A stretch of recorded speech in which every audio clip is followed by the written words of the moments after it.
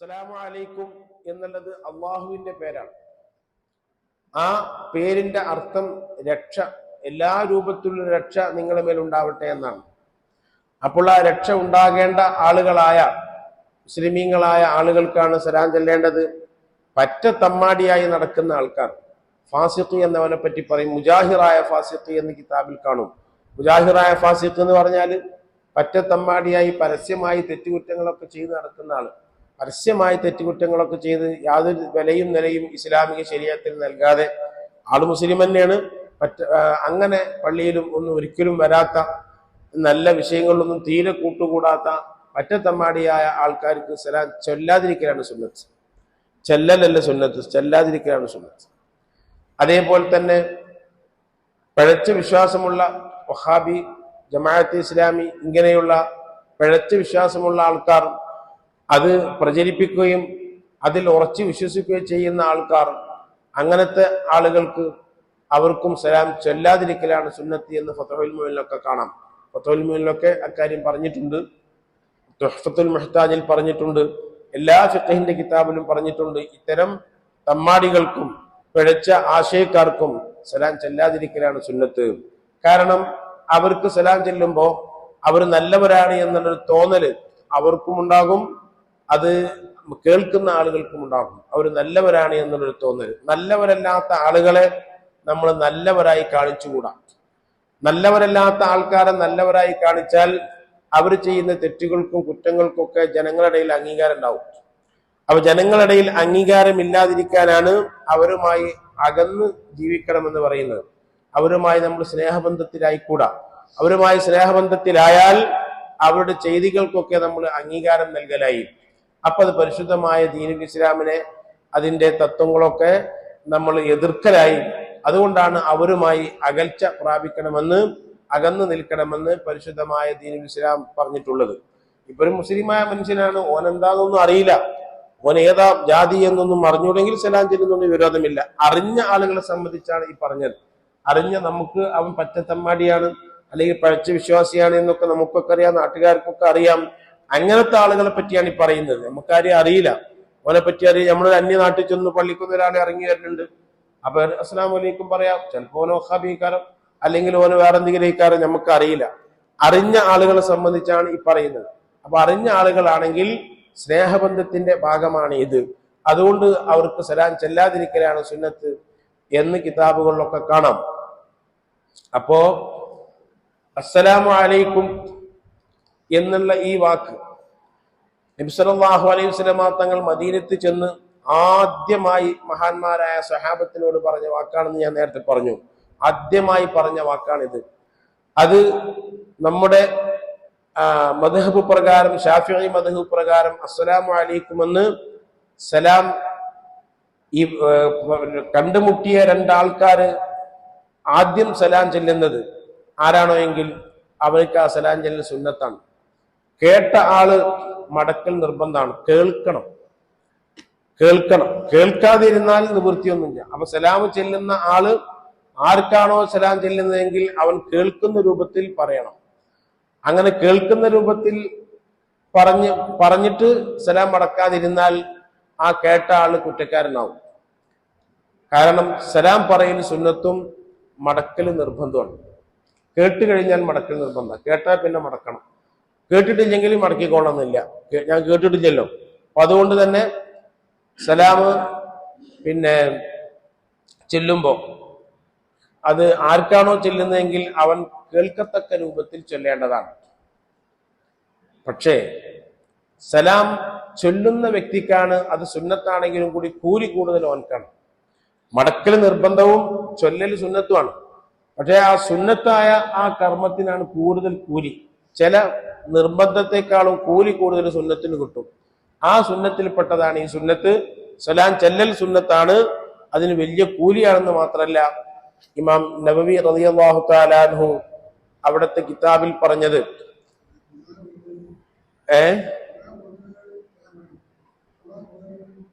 അത് ഖുർആൻ ഓതിക്കൊണ്ടിരിക്കുന്ന ആൾക്കാർക്കൊന്നും സലാം ചെല്ലൽ സുന്നത്തില്ല. പക്ഷെ സലാം ചെല്ലിയാല് ഓൻ മടക്കണം. ഖുർആൻ ഓതിക്കൊണ്ടിരിക്കുന്ന ആൾക്ക് നമ്മൾ സലാം ചെല്ലൽ സുന്നത്തില്ല. ബാങ്ക് കൊടുക്കുന്ന ആൾക്ക്, ഒരാളിങ്ങനെ ബാങ്ക് കൊടുക്കുമ്പോൾ അയാളോട് പോയി സലാം ചെല്ലാം, അയാൾ സലാം ചെല്ലില്ല. പക്ഷെ അയാൾ സലാം ചെല്ലിയാലോ, അയാൾ സലാം ചെല്ലരുത്, സുന്നത്തില്ല, അയാളോട് പോയി സലാം ചെല്ലിക്കഴിഞ്ഞാൽ അയാൾ ബാങ്ക് കൊടുത്ത് കഴിഞ്ഞതിന് ശേഷം കൂടുതൽ ഇവൻ സലാം ചെല്ലിയിട്ട് ബാങ്ക് കൊടുത്ത് കഴിയുന്നതിന്റെ ഇടയിൽ കൂടുതൽ സമയമില്ലെങ്കിൽ അവൻ സലാം അടക്കണം. കൂടുതൽ സമയമില്ല, ഇടവേള കൂടുതലായിട്ടില്ല, ഫസൽ തവീലാവാന്ന് പറയും. ഇടവേള കൂടുതലായിട്ടില്ലെങ്കിൽ ആ ബാങ്ക് കൊടുത്ത് കഴിഞ്ഞതിന് ശേഷം അവൻ സലാം അടക്കണം. ബാങ്ക് കൊടുത്തു കഴിഞ്ഞ് സലാം അടക്കണം. നിസ്കരിക്കുന്ന ആള് അതേപോലെ തന്നെ ഭക്ഷണം വായിൽ ഉള്ള അവസരത്തിൽ അവനോട് സലാം ചെല്ലരുത്.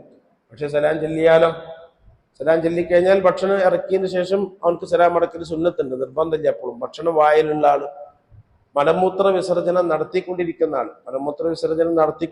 ആള് അവനക്ക് സലാം ചെല്ലൽ സുന്നത്തില്ല, അവൻ മടക്കൽ അവനെ നിർബന്ധമില്ല, സുന്നത്തില്ല. കാരണം അവന് മലമൂത്ര വിസർജനം നടത്തിക്കൊണ്ടിരിക്കല്ലേ, ആ സമയത്ത് അത് ചെയ്യാൻ പാടില്ലല്ലോ.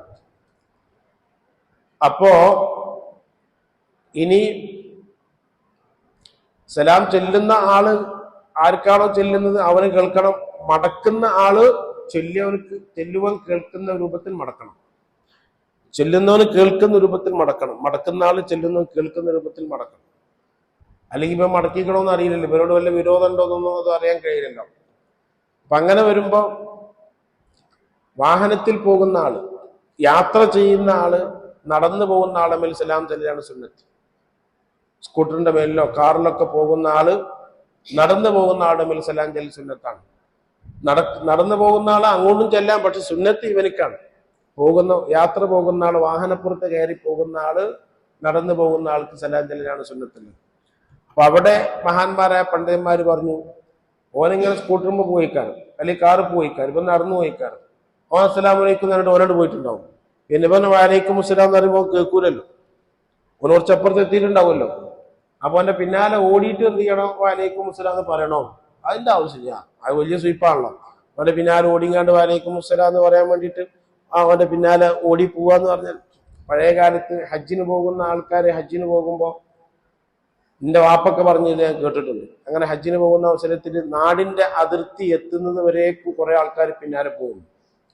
നാടിന്റെ അതിർത്തി എത്തുന്നത് വരെ കുറെ ആൾക്കാർ പിന്നാലെ പോകും. അങ്ങനെ നാടിന്റെ അതിർത്തി എത്തിയിട്ട് ആ നാടിന്റെ അതിർത്തിയിൽ നിന്ന് ഈ ഹജ്ജിന് പോകുന്ന ആളാണ് പോകുമ്പോൾ അവിടെ നിന്നിട്ട് എല്ലാവരും കൂടി ബാങ്ക് കൊടുക്കും. അങ്ങനെയാണ് ഹജ്ജിന് പോകുന്ന ആൾക്കാരെ യാത്ര അയക്കാറുള്ളത്. ഇവിടുന്ന് 1-2 ആൾക്കാരൊക്കെ യാത്ര പോകുമ്പോൾ ഞാൻ ഇവിടുന്ന് എന്ത് ബാങ്ക് കൊടുത്തിരുന്നു, അതിന് പറ്റുമ്പോ ഞാൻ ഇവിടെ കയറിയിട്ട് നമ്മളെ ഈ പടിന്റെ അപ്പുറത്ത് നിന്നിട്ട് ഞാൻ എൻ്റെ കൂടെ ഉള്ളവർ കൊടുത്തുക്കണോ ഇല്ലെന്നറിയാം, ഞാൻ കൊടുത്തത് 2-3 വട്ടമൊക്കെ ഞാൻ അങ്ങനെ ചെയ്തത്. പിന്നെ അത് ചെയ്യാൻ പറ്റിയിട്ടില്ല അങ്ങനെ. അപ്പോ ഏറ്റവും സൂക്ഷ്മത അതാണ്. ആ വ്യക്തി താമസിക്കുന്ന മഹല്ലത്ത്, ആ മഹല്ലിൽ നിന്ന് വിട്ടു കിടക്കുമ്പോഴാണ് അയാൾ യാത്രക്കാരനാകുന്നത്. മഹല്ലിലുള്ള യാത്രക്കാരനല്ല. അതുകൊണ്ട് തന്നെ ഇമാം നബവി റളിയല്ലാഹു തആല അൻഹു അവിടുത്തെ മിൻഹാജിൽ നിക്കാഹിന്റെ ബാബിൽ പറഞ്ഞു, ഇമാം മുസ്ലിം റളിയല്ലാഹു അൻഹു ഉദ്ധരിച്ച ഹദീസിൽ പറഞ്ഞു, ഹദീസ് വിശദീകരിച്ചുകൊണ്ട് പറഞ്ഞിട്ടുണ്ട്, ലാ തുസാഫിറന്ന ഇംറഅത്തുൻ ഇല്ലാ മഅ മഹ്റമിൻ. അവിടെ വളരെ ശക്തിയായിട്ടാണ് സല്ലല്ലാഹു അലൈഹി വസല്ലം തങ്ങൾ പറഞ്ഞത്, ലാ തുസാഫിറന്ന ഇംറഅത്തുൻ, ഒരു പെണ്ണും തീർച്ചയായും യാത്ര പോകരുത്. ഒരു പെണ്ണും, ഇംറഅത്ത് എന്ന് പറഞ്ഞാൽ പെണ്ണ് എന്നാണ് അർത്ഥം. ലാ നിഷേധത്തിന്റെ മേൽ അറിയിക്കുന്ന വചനമാണ്. അതിനുശേഷം പ്രത്യേകമായ ഒരു ആള് എന്ന രൂപത്തിൽ പറയാതെ വ്യാപകാർത്ഥമുള്ള നിക്കറ പോലത്തതിന് കൊണ്ടുവന്നാൽ, നിക്കറ എന്ന് പറഞ്ഞാൽ വ്യാപകാർത്ഥമുള്ളതാണ്. പെണ്ണ് എന്ന് പറഞ്ഞാൽ ആരും ആവാലോ, നേരെ മറിച്ചൊരു ഫാത്തിമ എന്ന് പറഞ്ഞാൽ ആ ഫാത്തിമല്ലേ ആവുള്ളൂ. അപ്പൊ അങ്ങനെ വ്യാപകാർത്ഥമുള്ള ഒരു പദം നിഷേധ പദത്തിന്റെ ശേഷം കൊണ്ടുവന്നാൽ വ്യാപകാർത്ഥം ഉണ്ട് എന്നാണ് അതിന്റെ വ്യാകരണ ശാസ്ത്രത്തിൽ പറയുന്നത്. ഞാനത് ഇവിടെ വിശദീകരിക്കില്ല, അത് പെട്ടെന്ന് അത് മനസ്സിലാക്കാൻ പ്രയാസമാണ്. അത്തരം വിഷയങ്ങളൊക്കെ പെട്ടെന്ന് നിങ്ങൾക്ക് മനസ്സിലാക്കാൻ പ്രയാസമാണ്. എന്ന് വെച്ചാൽ ലാ തുസാഫിറന്ന ഇംറാത്ത് എന്ന് പറഞ്ഞാൽ ഒരു പെണ്ണെന്ന് പറഞ്ഞാൽ പ്രായപൂർത്തി എത്തിയവരെ പറ്റിയേ പറയുള്ളൂ. ഇംറാത്ത് എന്ന് പറയുന്നത് പ്രായപൂർത്തി എത്തിയവരെ പറ്റിയേ പറയുള്ളൂ, അല്ലാത്തവരെ പറ്റി പറയില്ല. ആ പ്രയോഗം പ്രയോഗിക്കൂല. നിക്കാഹിന്റെ മാവിലാണ് പറഞ്ഞത്. അത് തുടക്കത്തിൽ തന്നെ പറഞ്ഞു, ഒരൊറ്റ പെണ്ണും യാത്ര പോകരുത്. ഇല്ലാമ മെഹ്റമിൻ, മെഹ്റമിന്റെ കൂടെ അല്ലാതെ യാത്ര പോകരുത്. മെഹ്റമില്ലാതെ, മെഹ്റം എന്ന് പറഞ്ഞാൽ എന്താ? മെഹ്റം എന്ന് പറഞ്ഞാൽ അവൾക്ക് കാണാൻ പറ്റുന്ന ആള്, ഓളെ ഭർത്താവ്, അതേപോലെ തന്നെ ഭർത്താവിന്റെ ഉപ്പ, ഓളെ വാപ്പ, ഓളെ വാപ്പാന്റെ ജ്യേഷ്ഠാനുജന്മാർ, അവളെ സഹോദരൻ, അവളുടെ സഹോദരന്റെ മക്കള്, ഇവരാണ് കാണാൻ പറ്റുന്ന ഒരു മെഹ്റം. ഒരു പെണ്ണിനെ കല്യാണം കഴിച്ചു കഴിഞ്ഞാൽ അവിടെ ഭർത്താവുമായി ബന്ധപ്പെട്ടിട്ട് ഓൾക്ക് കാണാൻ പറ്റുന്നത് ഭർത്താവിന്റെ ബാപ്പ. ബാപ്പാന്റെ അനുജനെ പറ്റൂല. ഭർത്താവിന്റെ ബാപ്പാന്റെ അനുജൻ അന്യപുരുഷനാണ് ഭർത്താവിന്റെ ബാപ്പ. നേരെ മറിച്ച് സ്വന്തം ബാപ്പാന്റെ അനുജനോ, സ്വന്തം ബാപ്പാന്റെ അനുജൻ സ്വന്തമാണ്, എളാപ്പയാണ്. ഭർത്താവിന്റെ ബാപ്പാന്റെ അനുജൻ, ഭർത്താവിന്റെ ബാപ്പയുമായിട്ട് അവൾക്ക് ബന്ധമുണ്ട്. ബാപ്പാന്റെ ബാപ്പയാകാം, ഭർത്താവിന്റെ ഉമ്മയുടെ ഉപ്പ, അവരിങ്ങനെ മേപ്പട്ടേക്ക് എത്രയും പോയി പാൻ്റെപ്പ അങ്ങനെ എവിടേക്കും പോകാം. അവരുടെ ജ്യേഷ്ഠാഞ്ചന്മാർ അന്യപുരുഷന്മാരാണ്. അപ്പൊ അവിടെ വളരെ പരിമിതമായ ആളുകളെ ഈ പെണ്ണിന് കാണാൻ പറ്റുള്ളൂ. ഈ ഭർത്താവിന്റെ വീട്ടിൽ വളരെ പരിമിതമായ ആളുകളെ കാണാൻ പറ്റുകയുള്ളൂ, അല്ലാത്ത ആൾക്കാരെ കാണാൻ പറ്റില്ല. അപ്പൊ ഞാനിപ്പോ ചൊവ്വാഴ്ച ക്ലാസ് തുടങ്ങിയിട്ടുണ്ട്, 2 ആഴ്ചയായി ക്ലാസ് എടുക്കുന്നു. അപ്പൊ അതിൽ കുട്ടികളൊക്കെ നിങ്ങൾ പറഞ്ഞയച്ചാൽ ഒരുപാട് കാര്യങ്ങൾ കുട്ടികൾക്ക് പറഞ്ഞ് മനസ്സിലാക്കി കൊടുക്കാൻ കഴിയും, ഒരുപാട് കാര്യങ്ങൾ. അപ്പൊ കുട്ടികൾ പല സംശയങ്ങളും ചോദിക്കുന്നുണ്ട്. അപ്പൊ പരിശുദ്ധ ദീനിന്റെ നിയമങ്ങൾ നമ്മൾ അറിഞ്ഞിരിക്കണമല്ലോ. ചെറുപ്പത്തിൽ തന്നെ അറിഞ്ഞിരുന്നാൽ കുട്ടികളെ ആ രൂപത്തിൽ നമുക്ക് വളർത്തിയെടുക്കാൻ സാധിക്കും. അറിയാത്തതിന്റെ പേരിൽ, അറിവില്ലായ്മയുടെ പേരിൽ ധാരാളം അബദ്ധങ്ങൾ നടക്കുന്നുണ്ട്. ഇന്നലെ ഒരു നിക്കാഹ് കഴിഞ്ഞ് ഞാൻ ഇങ്ങോട്ട് വന്നപ്പോൾ എന്നെ കൊടുന്നാക്കാൻ വേണ്ടി വന്ന വളരെ ചെറുപ്പമുള്ള ഒരു ചെറുപ്പക്കാരൻ, അപ്പോ ആ കുട്ടീനോട് പറഞ്ഞു, ഞാൻ ഉസ്താദിന്റെ പ്രസംഗം ഇങ്ങനെ കേട്ടപ്പോ ഇന്റെ നിക്കാഹാണ് ഓർമ്മ വന്നത്. അപ്പോ കുറെ പിന്നെ അരുതായ്മകൾ വന്നിട്ടുണ്ടാകും. അപ്പൊ അത് ഞാൻ ഇങ്ങനെ ഓർത്തുപോയി, എന്റെ നിക്കാഹിന്റെ അവസരം ഇങ്ങനൊക്കെ ആയിപ്പോയല്ലോ എന്ന രൂപത്തിലുള്ള ഒരു വിഷമം, അതിനെ സംബന്ധിച്ചുള്ള ഒരു ബുദ്ധിമുട്ട് എൻ്റെ മനസ്സിൽ വന്നു എന്ന് ആ കുട്ടി പറഞ്ഞു. അപ്പൊ നമ്മൾ പറയുമ്പോൾ ആർക്കെങ്കിലും അത് ഉപകാരപ്പെട്ടെങ്കിലോ? ചില ആൾക്കാർക്ക് അത് പരിഹാസമായി തോന്നും, ചില ആൾക്കാർക്ക് അത് അരോചകമായി തോന്നും. അത് നമ്മൾ നോക്കേണ്ടതില്ല. നബി സല്ലല്ലാഹു അലൈഹി വസല്ലമ തങ്ങൾ പരിശുദ്ധമായ ദീൻ പ്രബോധനം നടത്തുമ്പോൾ കല്ലെറിഞ്ഞ ആൾക്കാർ, ഒച്ചപ്പാടുണ്ടാക്കിയ ആൾക്കാർ, കൂക്കി വിളിച്ച ആൾക്കാർ, എത്ര ആൾക്കാർ കൂക്കി വിളിച്ചിരുന്നു, എത്ര ആൾക്കാർ കല്ലെടുത്തെറിഞ്ഞിരുന്നു, ഒച്ചപ്പാടും ബഹളം ഉണ്ടാക്കിയിരുന്നു. അതൊക്കെ ഉണ്ടാവും. അതൊക്കെ ഒരു പ്രബോധകനെ സംബന്ധിച്ചിടത്തോളം എതിർപ്പുകളും അതൊക്കെ ഉണ്ടാവും. പക്ഷെ അവൻ ലക്ഷ്യമാക്കേണ്ടത് ആരെങ്കിലും ഒരാൾ നന്നായാലോ, ആർക്കെങ്കിലും ഒരാൾക്ക് ഉപകാരപ്പെട്ടാലോ എന്നാണ് അവൻ മനസ്സിലാക്കേണ്ടത്. അപ്പോൾ കുട്ടികളെ ക്ലാസ്സിലേക്ക് എല്ലാ ചൊവ്വാഴ്ചയും നമ്മൾ മുമ്പ് നടത്തിയിരുന്നതാണ്. നിങ്ങൾ പറഞ്ഞയച്ചാൽ അവർക്ക് ഒരുപാട് കാര്യങ്ങൾ, സംശയങ്ങളൊക്കെ ഉൾക്കുണ്ട്, ധാരാളം സംശയങ്ങൾ കുട്ടികൾക്കുണ്ട്. അതൊക്കെ തീർത്തു കൊടുക്കാൻ സാധിക്കും. ഞാൻ എന്തേ പറഞ്ഞത് എൻ്റെ അടുക്കാണ്ട് പോയതാണല്ലോ. ഏത്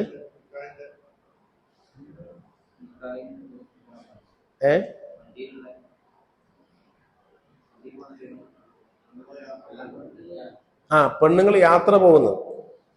അപ്പൊ മെഹ്റമോടുകൂടെ കെട്ടൽ ഹറാമാക്കപ്പെട്ട ആളുകളെ പറ്റി പറഞ്ഞപ്പോ ഈ കെട്ടൽ ഹറാമാക്കപ്പെട്ട ആൾക്കാർ ആരാണ്? ആരാണ് സ്വന്തക്കാര്, ആരാണ് ബന്ധുക്കാര്? ഇത് നമ്മൾ മനസ്സിലാക്കണ്ടേ, ആരാണ് സ്വന്തക്കാര്, ആരാണ് ബന്ധുക്കാര്? അപ്പൊ ഞാൻ ആ കുട്ടികൾക്ക് പറഞ്ഞു കൊടുത്തു, നമുക്ക് കല്യാണം കഴിക്കാൻ പറ്റുന്നവരൊക്കെ അന്യവരാണ്. നമുക്ക് കല്യാണം കഴിക്കാൻ പറ്റുന്നവരൊക്കെ. അപ്പൊ അങ്ങനെയാവുമ്പോൾ ജ്യേഷ്ഠന്റെ ഭാര്യ, ആ ജ്യേഷ്ഠന്റെ ഭാര്യ നമ്മൾ താത്ത എന്ന് വിളിക്കുന്നു. ജ്യേഷ്ഠൻ അവളെ തലാക്ക് ചൊല്ലിയാൽ നമുക്ക് കല്യാണം കഴിച്ചൂടെ? അപ്പൊ എന്നിട്ട് ഞാൻ ആ കുട്ടികൾക്ക് പറഞ്ഞു കൊടുത്തു, നമ്മളെ മേലെ പറമ്പിലുണ്ട് അങ്ങനെ.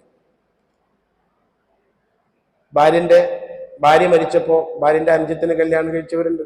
ഭാര്യ മരിച്ചപ്പോൾ ഭാര്യന്റെ അനുജത്തിന് കല്യാണം കഴിച്ചു. അതേപോലെ തന്നെ ജ്യേഷ്ഠൻ മരിച്ചപ്പോൾ ആ ജ്യേഷ്ഠന്റെ ഭാര്യയെ കല്യാണം കഴിച്ചു. അപ്പൊ കല്യാണം കഴിക്കാൻ പറ്റുന്ന ആൾക്കാരാണല്ലോ. കല്യാണം കഴിക്കാൻ പറ്റുന്നവരൊക്കെ അന്യക്കാരാണെന്ന് മനസ്സിലാക്കാത്ത പണി അത് മനസ്സിലാക്കാറ്. കാരണം സ്വന്തക്കാരെ കല്യാണം കഴിക്കാൻ പറ്റില്ലല്ലോ, അന്യ ആൾക്കാരല്ലേ കല്യാണം കഴിക്കാൻ പറ്റുള്ളൂ. കല്യാണം കഴിക്കാൻ പറ്റുന്നവരൊക്കെ അന്യ ആൾക്കാരാണെന്ന് മനസ്സിലാക്കിക്കോളൂ എന്ന് ഞാൻ അവരോട് പറഞ്ഞു കൊടുത്തു. അപ്പോ ഭർത്താവിന്റെ വീട്ടിൽ വളരെ പരിമിതമായ ആളുകളെ ഈ പെൺകുട്ടിക്ക് കാണാൻ പറ്റുള്ളൂ. അത് ഭർത്താവിന്റെ ബാപ്പയുമായും ഉമ്മയുമായും ബന്ധപ്പെട്ട അവര് മാത്രമാണ്. വേറെ ആരുമായിട്ടും ഒക്കെ അന്യപുരുഷന്മാരാണ്. അത് പതുക്കെ പതുക്കെ നമുക്ക് മാറ്റിയെടുക്കാനേ സാധിക്കുള്ളൂ. അപ്പൊ പറഞ്ഞു വരുന്നത്, കാണാൻ പറ്റുന്ന ആൾക്കാർ, കാണാൻ പറ്റാത്ത ആൾക്കാർ, മറ്റ് നമ്മുടെ കുടുംബത്തിൽ നമ്മുടെ എളാപ്പ, അതുപോലെ തന്നെ മൂത്താപ്പ, ഇവരൊക്കെ നമുക്ക് കാണാൻ പറ്റുമെങ്കിലും അവർ കല്യാണം കഴിച്ചു കൊണ്ടുവന്ന സ്ത്രീകളെ നമുക്ക് കാണാൻ പറ്റൂല. ബാപ്പാന്റെ അനുജൻ കല്യാണം കഴിച്ചു കൊണ്ടുവന്നു, ബാപ്പാന്റെ ജ്യേഷ്ഠൻ കല്യാണം കഴിച്ചു കൊണ്ടുവന്നു, അതൊക്കെ അന്യ സ്ത്രീകളാണ്. അത് എവിടെന്നോ വന്നതാണ്. ബാപ്പാന്റെ അനുജൻ കല്യാണം കഴിച്ചു കൊണ്ടുവന്ന ഒരു സ്ത്രീയെ ബാപ്പാന്റെ അനുജൻ തലാക്ക് ചെല്ലിയാൽ, എളാപ്പ തലാക്ക് ചെല്ലിയാൽ നമുക്ക് അവരെ കല്യാണം കഴിക്കാവുന്നതാണ്. അപ്പൊ അവരൊക്കെ അന്യ സ്ത്രീകളാണ്. ആ അന്യ സ്ത്രീകളെ ആ രൂപത്തിൽ തന്നെ നമ്മൾ കാണേണ്ടതാണ്. അപ്പൊ മഹ്റം ആരാണ്? ആരാണ് മഹ്റം? കെട്ടൽ ഹറാമാക്കപ്പെട്ട ആൾക്കാർ എന്നാണ് കിതാബിൽ പറയാ. ആ മഹ്റം ആരാണോ അത് ഇവരൊക്കെയാണ്. സ്വന്തം സഹോദരൻ മഹ്റമാണ്, സഹോദരന്റെ മക്കൾ അവര് മഹ്റമാണ്, അവരെ നമുക്ക് കൂടെ കൂട്ടാവുന്നതാണ്. അതേപോലെ തന്നെ വാപ്പാന്റെ അനുജൻ, ഇവരൊക്കെ മഹ്റമുകളാണ്. അതേപോലെ അനുജത്തിന്റെ മകൻ, ജ്യേഷ്ഠത്തിന്റെ മകൻ, ഇവര് മഹ്റമാണ്, നമുക്ക് കൂട്ടാവുന്നതാണ്. അപ്പൊ ഹദീസിൽ കർശനമായിട്ട് തന്നെ പറഞ്ഞിട്ടുണ്ട്, പെണ്ണ് പ്രായപൂർത്തി ഒരു പെണ്ണ് മഹ്റം കൂടാതെ അല്ലാതെ യാത്ര പോകാൻ പാടില്ല. അവിടെ തന്നെ ഈവാഹിൽ മഹാനായ ഇബ്നു ഹജർ റളിയല്ലാഹു തആല എന്ന് പറഞ്ഞു, ഒരു സംഘം ഒന്നിച്ചു പോവാണ്. ഒരു സംഘം ഒന്നിച്ചു പോകുമ്പോൾ ഒരു 4-5 വണ്ടിയുണ്ട്. നാലഞ്ച് വണ്ടി ഒന്നിച്ചു പോകുകയാണെങ്കിൽ, 4-5 ഒട്ടകങ്ങൾ ഒന്നിച്ചു പോവുകയാണെങ്കിൽ, ഈ പെണ്ണ് ഒരൊട്ടകപ്പുറത്താണ്, അവളെ മഹ്റം മറ്റൊരു ഒട്ടകപ്പുറത്താണ്, ഒന്നിച്ചാണ് പോകുന്നത്. അപ്പൊ കൂടെ ആ ഒരു ഒട്ടകത്തിൽ 2 പേരും കൂടെയില്ല. അതേപോലെ പെണ്ണ് പോകുമ്പോൾ, കല്യാണത്തിന് പുതുക്കം പോകുമ്പോൾ, അതിന്റെ കൂട്ടത്തിൽ പോകുമ്പോൾ ഒന്നിച്ചു പോവുകയാണെങ്കിൽ, എല്ലാവരും കൂടി ഒന്നിച്ചു പോകുന്ന അവസ്ഥയാണെങ്കിൽ, അവിടെ മുന്നിൽ പോകുന്ന വണ്ടിയിലാണ് പെണ്ണെങ്കിൽ പിന്നിൽ പോകുന്ന വണ്ടിയിൽ ഓളെ മഹ്റം ഉണ്ടായാൽ മതി, ഒന്നിച്ചു പോവുകയാണെങ്കിൽ. പക്ഷെ ഒന്നിച്ചു പോവുക എന്നുള്ളത് നമ്മുടെ രാജ്യത്ത് പ്രായോഗികമല്ലല്ലോ. മുന്നത്തെ വണ്ടി ചിലപ്പം ബ്ലോക്ക് കൊടുക്കും, അങ്ങനെ താമസിക്കും, അല്ലെങ്കിൽ ഓല് വേറെ വൈക്കൊക്കെ പോകും, വേറെ വൈക്കൊക്കെ പോകും, അങ്ങനെയൊക്കെ അതിന് സംഭവിക്കാം. അതുകൊണ്ട് അവിടെയൊക്കെ സൂക്ഷ്മതയുള്ളത് ഒരേ വാഹനത്തിൽ തന്നെ മഹ്റമുമായി പോവുക എന്നുള്ളതാണ്. ഒരേ വാഹനത്തിൽ തന്നെ മഹ്റമുമായി പോവുക എന്നുള്ളതാണ് അവിടെ ഏറ്റവും സൂക്ഷ്മതയുള്ളത്. അങ്ങനെയാണ് സൂക്ഷ്മതയുള്ള പണ്ഡിതന്മാരൊക്കെ ചെയ്യാറുള്ളത്. അങ്ങനെ തന്നെയാണ്, ഒരേ വാഹനത്തിൽ തന്നെ മഹ്റമുമായി പോകലാണ് ചെയ്യാറുള്ളത്. നബി സല്ലല്ലാഹു അലൈഹി വസല്ലമ തങ്ങൾ ചില വിഷയങ്ങൾ പറയുമ്പോൾ, ചില വിഷയങ്ങൾ സല്ലല്ലാഹു അലൈഹി വസല്ലമ തങ്ങൾ നിരോധിക്കുമ്പോൾ കർശനമായിട്ട് നിരോധിക്കാറുണ്ട്. അത് ആ പ്രയോഗത്തിന് തിരിയും. കർശനമായി നിരോധിച്ച ഒന്നാണിത്. ഒരു പെണ്ണ് യാത്ര പോകുമ്പോൾ, യാത്ര എന്ന് പറയണമെങ്കിൽ അവൾ താമസിക്കുന്ന മഹല്ല്, ഇനിയിപ്പോ വാടകയ്ക്ക് താമസിക്കുകയാണെങ്കിൽ ആ മഹല്ല്, ഏത് മഹല്ലാണോ എങ്കിൽ താമസിക്കുന്ന ആ മഹല്ലിന്റെ പരിധി വിട്ട് കടക്കുമ്പോഴാണ് യാത്രക്കാരനാകുന്നത്. അപ്പൊ നമുക്ക് ജമ്മും കസറാക്കാൻ നമ്മളിപ്പോ ഇവിടുന്ന് പോവുകയാണ്. ഇവിടെ പോകുമ്പോൾ ളുഹറിന്റെ സമയമായി, നമ്മൾ ഇവിടുന്ന് വാഹനത്തിൽ കയറിയാൽ പിന്നെ നമ്മൾ എത്തുമ്പോഴത്തേക്ക് നമ്മൾ ഇറങ്ങുന്ന സ്ഥലമാകുമ്പോഴത്തേക്ക് മഗ്‌രിബിന്റെ ശേഷമാവും.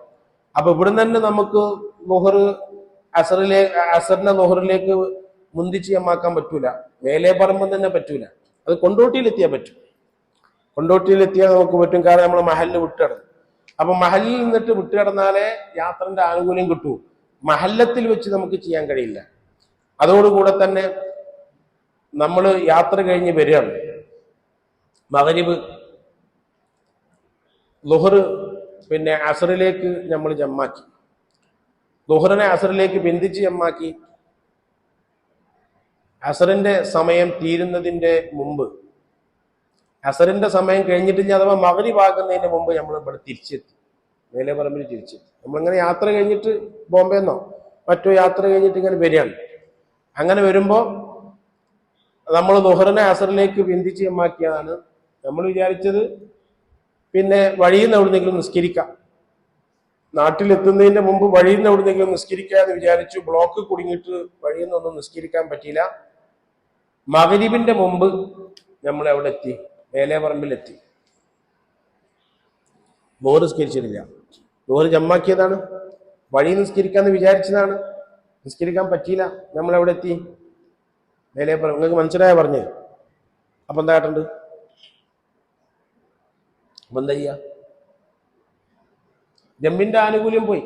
നാട്ടിലെത്തിയതോട്, നാട്ടിൽ എന്ന് പറഞ്ഞാൽ നാടിന്റെ പരിധി വിട്ടിടന്ന് പെരയിലെത്തിക്കൊള്ളുന്നില്ല. നാട് എന്ന് പറഞ്ഞാൽ പെരയിലല്ലോ, നാട് വിശാലായി കിടക്കണതല്ലേ. അപ്പൊ നാട്ടിൽ അങ്ങ് എത്തിക്കഴിഞ്ഞാൽ പിന്നെ ജമ്മാക്കാൻ പറ്റൂല, നാട്ടിൽ വെച്ച് ജമ്മാക്കാൻ പറ്റൂല, കസറാക്കാൻ. എന്താ അവിടെ കാട്ടുക? ഇങ്ങനെ സംഭവിക്കാറില്ലേ? യാത്രയിൽ പലപ്പോഴും സംഭവിക്കും. നമ്മൾ ഫ്ലൈറ്റിലൊക്കെ ധാരാളം സംഭവിക്കും. നിസ്കരിക്കാന്ന് വിചാരിക്കും, പക്ഷെ കഴിയില്ല. പ്രത്യേകിച്ച് ഇനിയിപ്പോ മറ്റേ പുതിയ ഹൈവേ വന്നു കഴിഞ്ഞാൽ ആ ഹൈവേ കൂടെ പോണ ആൾക്കാർക്കൊന്നും പള്ളിയില്ല. ആ ഹൈവേന്റെ സൈഡിലൊന്നും ഇപ്പൊ പള്ളിയില്ലല്ലോ. കാരണം പോലെ പള്ളി ഉണ്ടാക്കണില്ലല്ലോ, ബാക്കിയുള്ളവർക്ക് ഉണ്ടാക്കുന്നുണ്ടെന്നല്ലാതെ പള്ളി ഉണ്ടാക്കണില്ല. പള്ളിക്ക് ഇറങ്ങണമെങ്കിൽ മറ്റേ പഴയ റോട്ടിൽ ഇറങ്ങണം. പഴയ റോഡിന്റെ സൈഡിലേ പള്ളിയുള്ളൂ. ഈ പുതിയ റോഡിന്റെ സൈഡിലൊന്നും പള്ളിയില്ല. ഇപ്പൊ ഞാനൊക്കെ ഇനി കുറ്റിപ്പുറത്തേക്ക് പോവുകയാണെങ്കിൽ പള്ളി കാണില്ല. വലിയ സ്വീപ്പാണ്. അപ്പൊ അങ്ങനത്തെ ഘട്ടങ്ങൾ വരുമ്പോ നാട്ടിലെത്തിയാൽ പറ്റൂല. അപ്പൊ ഖളായി, ളുഹ്ർ ഖളായി, ജമ്മാക്കി നിസ്കരിക്കാൻ പറ്റൂല. ളുഹ്റിനെ ഖളാ കൂട്ടണം, അസറിനെ വേറെ നിസ്കരിക്കണം. കാരണം അസർ ഖളായിട്ടില്ല, അസറിന്റെ നേരത്തല്ലേ ഉള്ളത്. മഗ്‌രിബിന്റെ മുമ്പ് എത്തിക്കണ്, അസറിന്റെ സമയത്ത് തന്നെയാണ് എത്തിക്കണം, മഗ്‌രിബിന്റെ മുമ്പ് എത്തിക്കണം. ളുഹ്റിനെ ജമ്മാക്കിയതായിരുന്നു, അസർക്ക് ജമ്മാക്കിയതായിരുന്നു, നിസ്കരിക്കാൻ പറ്റിയില്ല. എങ്കിൽ അവിടെ ളുഹ്ർ ഖളാ ആയിപ്പോയി. പക്ഷെ ഓൻക്ക് അതിന്റെ മേൽ കുറ്റമില്ല, ഖളാ കൂട്ടിയാൽ മതി. ഓൻ കുറ്റക്കാരനല്ല, കാരണം ഒന്നിച്ച് നിസ്കരിക്കാൻ കഴിയാത്തതല്ലേ. അപ്പൊ ഞാൻ പറഞ്ഞു വരുന്നത്, ളുഹ്ർ നിസ്കരിച്ച് നിസ്കരിക്കാൻ, അസർ ഉടനെ നിസ്കരിക്കാൻ. ജമ്മിന്റെ ആ ആനുകൂല്യം പോയി, ജമ്മു എന്നുള്ള ആനുകൂല്യം പോയി. ളുഹ്ർ ഖളാ ആയി. അവിടെ ളുഹ്ർ ഖളാ കൂട്ടാണ് വേണ്ടത്. ളുഹ്റിനെ ഖളാ കൂട്ടണം, അസർ വേറെ നിസ്കരിക്കണം. ജമ്മിന്റെ ആനുകൂല്യം അവിടെ പോയി. അപ്പോ ഈ മഹല്ലത്തിനിക്ക് ഒരു പ്രത്യേകമായ പവറുണ്ട്. ബഹുമാനപ്പെട്ട റയീസുൽ ഉലമ പറഞ്ഞു, എൻ്റെ നാട്ടിൽ അഥവാ ഉസ്താദിന്റെ രാജ്യത്ത് ജുമഅ നിർത്തിയത് ബഹുമാനപ്പെട്ട ഊരകത്ത് മറവിട്ട് കിടക്കുന്ന അലവി മുസ്ലിയാർ എന്ന് പറയുന്ന വലിയൊരു മഹാനുണ്ട്. അലവി മുസ്ലിയാർ അവിടെ ആ രാജ്യത്ത് ദർസ് നടത്തി. അവിടെ തന്നെ പിന്നെ മരണപ്പെട്ടപ്പോൾ അവിടെ തന്നെ മറവ് ചെയ്ത് അവിടെ മഖാമൊക്കെ ഉണ്ട്. എല്ലാവരും ബഹുമാനിക്കുന്ന, അക്കാലത്ത് എല്ലാവരും ബഹുമാനിക്കുന്ന, ആദരിക്കുന്ന ആളാണ് അലവി മുസ്ലിയാർ. മഹാനവറുകൾ വന്ന് എൻ്റെ രാജ്യത്തിന്റെ 4 അതിർത്തികൾ, തെക്ക്, വടക്ക്, പടിഞ്ഞാറ്, കിഴക്ക് എന്നുള്ള 4 അതിർത്തികൾ നിർണയിച്ചു തന്നു. ഇത് ഒരു അതിർത്തിയാണ്. അവിടൊക്കെ നടന്നിട്ട്, എല്ലായിടത്തും നടന്നിട്ട്, ഇത് ഒരു അതിർത്തിയാണ്, ഈ നാടിന്റെ, ഈ മഹല്ലത്തിന്റെ അതിർത്തി ഇന്നതാണ് എന്നൊക്കെ നിർണയിച്ചു തന്നു. എന്നിട്ടാണ് ജുമഅ സ്ഥാപിച്ചത്. അന്ന് അലിവുലിയർ പാപ്പ ഞങ്ങൾക്ക് കാണിച്ചു തന്ന ആ പരിധിയിൽ ഇന്നും ഒരു ജുമയുള്ളൂ. ഇന്നൊരു ജുമയുള്ളൂ, ആ മഹാന്റെ ബർക്കത്താണ്. ഇന്നൊരു ജുമയുള്ളൂ, വേറെ ജുമയില്ല. ഒക്കെ അതിർത്തി കാണിച്ചത്. അങ്ങനെയാണ് അതിർത്തി കാണിച്ചതെന്ന്. ആ അതിർത്തിക്കുള്ളിൽ ഒരു മഹല്ലത്തിനെ മഹല്ലത്തായി രൂപീകരിച്ച് ആ അതിർത്തിക്കുള്ളിലാണ് പഴയ കാലത്തൊക്കെ സൂക്ഷ്മതയുള്ള പണ്ഡിതന്മാരൊക്കെ ജുമഅ സ്ഥാപിക്കാറുള്ളത്. അതിന് അവർ വരും, അവർ വന്നിട്ടൊക്കെ ചോദിക്കും, ഇത് എവിടെയാണ് ഇതിന്റെ പരിധി, എവിടെയാണ് ഇത്, ഈ രാജ്യത്തിന് എന്താ പേര് പറയാ, ഇവിടേക്ക് എന്താ പേര് പറയാ, അതൊക്കെ ചോദിച്ച് മനസ്സിലാക്കിയിട്ട് അതിർത്തി നിശ്ചയിച്ചു കൊടുത്ത് നമ്മൾ പെരക്ക് കുറ്റിയൊക്കെ എന്നിട്ടാണ് ആ നാട്ടിൽ ജുമഅ. അവര് മഹല്ലത്ത് തീരുമാനമാകുമ്പോ ആ മഹല്ലത്തിന്റെ അപ്പുറത്ത് പോയാൽ അവന് യാത്രക്കാരനായി. ഈ അപ്പുറത്ത് പോവുക എന്നുള്ളത് ഒരു പെണ്ണിനിക്ക് മെഹറമ് കൂടാതെ പാടില്ല. പക്ഷേ അത് നിർബന്ധമായ ഹജ്ജാണെങ്കിലും നിർബന്ധമായ ഉംറയാണെങ്കിൽ, നിർബന്ധമായ ഹജ്ജും നിർബന്ധമായ ഉംറയും ആണെങ്കിൽ അവർക്ക് ആകാം. അവൾക്ക് മറ്റ് പെണ്ണുങ്ങളോടുകൂടെ, നല്ല പെണ്ണുങ്ങളോടുകൂടെ പോകാം. പക്ഷേ അതിൽ നിർബന്ധമായ ഹജ്ജ് ചെയ്യാൻ പറ്റും, നിർബന്ധമായ ഉംറയും ചെയ്യാൻ പറ്റും. നിർബന്ധമായ ഹജ്ജ് ഒന്നേ ഉള്ളൂ, നിർബന്ധമായ ഉംറയും ഒന്നേ ഉള്ളൂ. അവിടെ ചെന്നിട്ട് രണ്ടാമത്തെ ഒരു ഉംറ ഇബ്നു ഹജർ റളിയല്ലാഹു തആല അൻഹു ഈദാഹിൽ വ്യക്തമായി പറഞ്ഞു, വളരെ വ്യക്തമായി പറഞ്ഞു, ഒരു ഉംറ മഹറമില്ലാതെ ഇവൾക്ക് ചെയ്യാം, നിർബന്ധമായ ഉംറ ചെയ്യാം. രണ്ടാമത്തെ ഉംറ അവൾ മക്കയിൽ നിന്നിട്ട് തൻഈമിലേക്ക്, മസ്ജിദ് ആയിഷയിലേക്ക് അവൾ പോകുമ്പോ ഓളെ കൂട്ടത്തിൽ മെഹറമില്ലാതെ, കുറെ പെണ്ണുങ്ങളൊക്കെ ഉണ്ട്, മെഹറമില്ലാതെ മക്കയിൽ നിന്ന് തൻഈമിലേക്ക്, തൻഈം എന്ന് പറഞ്ഞാൽ വളരെ അടുത്ത സ്ഥലമാണ്, അല്ലെങ്കിൽ ജയറാന, അത് കുറച്ച് ദൂരമുള്ള സ്ഥലമാണ്. ഇത് രണ്ടും മക്കന്റെ പുറത്താണ്. ഹജ്ജിന് നമ്മൾ ചെന്നാൽ, ഉംറക്ക് നമ്മൾ ചെന്നാൽ നമ്മുടെ മഹല്ല് മക്കയായി. നമ്മൾ ഹജ്ജിനും ഉംറക്കും ചെന്നാൽ നമ്മുടെ മഹല്ല് മക്കയായി. അപ്പൊ ആ മഹല്ലത്ത് നിന്ന് ഒരു പെണ്ണ് പോകണമെങ്കിൽ അവൾക്ക് മെഹറം വേണം. മെഹറമില്ലാതെ അവൾ പോയാൽ അത് ഹറാമാണ്. മെഹറമില്ലാതെ പോയാൽ ഹറാമാണ്. വ്യക്തമായി ഇബ്നു ഹജർ റളിയല്ലാഹു തആല അൻഹു ഈദാഹിൽ എഴുതി വെച്ചിട്ടുണ്ട്. അതിനെതിരെ എന്തെങ്കിലും അഭിപ്രായമുണ്ടോ എന്ന് ഞാൻ പലരോടും ചോദിച്ചു. ആരും പറഞ്ഞു തന്നില്ല.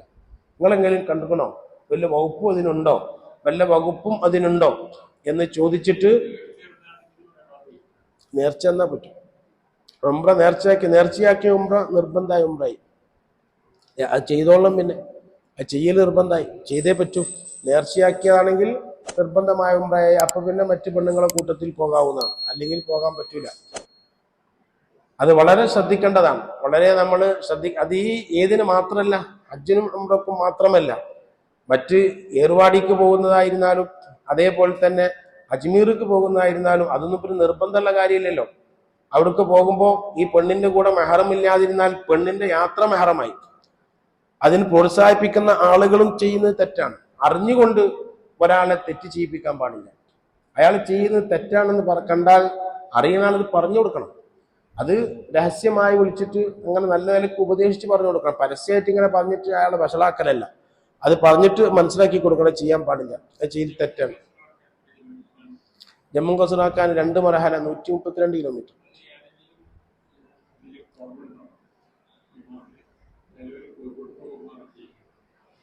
അങ്ങനെ ചില ആളുകൾ ചെറിയ യാത്രക്ക് പറ്റുമെന്ന് പറഞ്ഞ ആൾക്കാരുണ്ട്.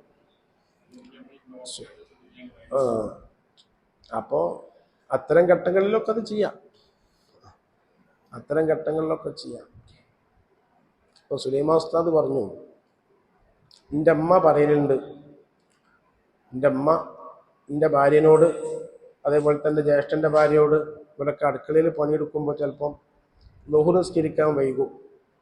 ഏകദേശം അസറിന്റെ സമയത്തായിട്ടും ളുഹ്ർ നിസ്കരിക്കാൻ കഴിഞ്ഞിട്ടുണ്ടാവില്ല. അപ്പൊ എൻ്റെ അമ്മ പറയും, അത് ജമ്മാക്കി കളയെന്ന് പറയും. ജമ്മാക്കി കളെ എന്ന് പറഞ്ഞിട്ട് അസറിന്റെ സമയത്ത് നിൽക്കിരിക്കും, ളുഹ്ർ കേൾക്കും. അപ്പോ യാത്ര ഒന്നുമില്ലല്ലോ. അങ്ങനെ അമ്മ പറഞ്ഞിരുന്നു. പിന്നെ ഞാൻ അങ്ങനെ ഒരു അഭിപ്രായം കിതാബിൽ കണ്ടു. അങ്ങനെ വല്ലാതെ ബുദ്ധിമുട്ടുന്ന ഘട്ടത്തിൽ, സ്ഥിരമായിട്ട് ചെയ്യാൻ പറ്റൂല, വല്ലാതെ ബുദ്ധിമുട്ടുന്ന ഘട്ടത്തിൽ അങ്ങനെ ചെയ്യാമെന്ന് ഷാഫിഈ മദ്ഹബിലെ ഇമാം ഖഫാറുൽ കബീർ റഹ്മത്തുള്ളാഹി അലൈഹിയും മാലിക്കി മദ്ഹബിലെ ഇമാം അഷ്ഹബും പറഞ്ഞതായിട്ട് സഹീൽ ബുഖാരിയുടെ ഷറഹായ കിർമാനിയിൽ കാണാം. അപ്പോൾ ഉസ്താദ് പറയും എൻ്റെ ഉമ്മാന്റെ മദ്ഹബാണ് എന്ന് പറയും. ഷാഫി മദ്ഹബല്ല. അതേമാതിരി തന്നെ ഹനഫി മദ്ഹബ് വലുത് എൻ്റെ ഉമ്മാന്റെ മദ്ഹബാണ്. അപ്പൊ ഞാൻ കഴിഞ്ഞ ആഴ്ച പറഞ്ഞു, ഉസ്താദ് ആ മദ്ഹബ് കിതാബിലുണ്ട്, അത് ഉണ്ട് കിതാബിലങ്ങനെ പറഞ്ഞത്. അപ്പോൾ ഒരു വാദമൊക്കെ കേട്ടതോ അല്ലെങ്കിൽ വേറെ ആരെങ്കിലുമൊക്കെ പറഞ്ഞ് മൗലവിമാരും ആലിമീങ്ങളും സാലിഹ്യങ്ങളും ഒക്കെ ഉള്ള ഒരു കുടുംബാണല്ലോ, അപ്പൊ അങ്ങനെ കേട്ടിട്ടായിരിക്കും. അല്ലെങ്കിലൊന്നും അങ്ങനെ പറയും ജമ്മാക്കിക്കാളെന്ന് പറഞ്ഞെങ്കിൽ ധൈര്യം വേണ്ടേ, അങ്ങനെ പറയണമെങ്കിൽ ധൈര്യം വേണ്ട. അങ്ങനെ ഇസ്ലാമിൽ ഇല്ലാത്തൊരു കാര്യം പറയില്ലല്ലോ. അപ്പൊ വല്ലാതെ ഇടങ്ങേറുള്ള ഘട്ടത്തിൽ അങ്ങനെ ആകാന്നുണ്ട്. അല്ലാതെ ഇടങ്ങേറുള്ള ഘട്ടത്തിൽ എന്നാൽ ഖളാ ആയി പോവില്ല. ജമ്മാക്കി കഴിഞ്ഞാൽ ജമ്മല്ലേ ആവുള്ളൂ, ഖളാ ആയി പോവില്ലല്ലോ. അപ്പൊ അങ്ങനെ ചില ബാവ ചോദിച്ചുകൊണ്ട് ഞാൻ പറയാണ്, അങ്ങനെ ചില ആനുകൂല്യങ്ങളുണ്ട്. ചെറിയ യാത്രക്ക് ആകാം എന്ന്. അത് ഇടങ്ങേറുള്ള ഘട്ടത്തിൽ ചെറിയ 132 കിലോമീറ്റർ ഒക്കെ അതിലും താഴെയുള്ള യാത്രക്ക് ആകാം, ജമ്മാക്കാം എന്നുള്ള അഭിപ്രായം ഇമാം കല്ലൂബിയെ പോലത്തെ ആൾക്കാർ പറഞ്ഞിട്ടുണ്ട്. നമ്മുടെ ഉലമാക്കളിൽ നിന്നും ചില ആൾക്കാർ അങ്ങനെ ചെയ്യാറുണ്ട്. അങ്ങനെ ചെറിയ യാത്രയിലും ഒരു ജമ്മാക്കും. അത് ഏത് വരുമ്പോ ഇത് പ്രയാസങ്ങളൊക്കെ വരുന്ന ഘട്ടത്തിൽ അങ്ങനെ അതൊക്കെ നമ്മൾ പഠിച്ചു വെക്കുക. ബ്ലോക്കിലൊക്കെ കുടുങ്ങിയാലൊക്കെ നമുക്ക് ഇത്തരം ആനുകൂല്യങ്ങളൊക്കെ ഉണ്ട്. പരിശുദ്ധ ദീൻ അങ്ങനെ വിശാലമാണ്. ആരും ഇടങ്ങറാക്കൽ അള്ളാന്റെ ദീനിലില്ല.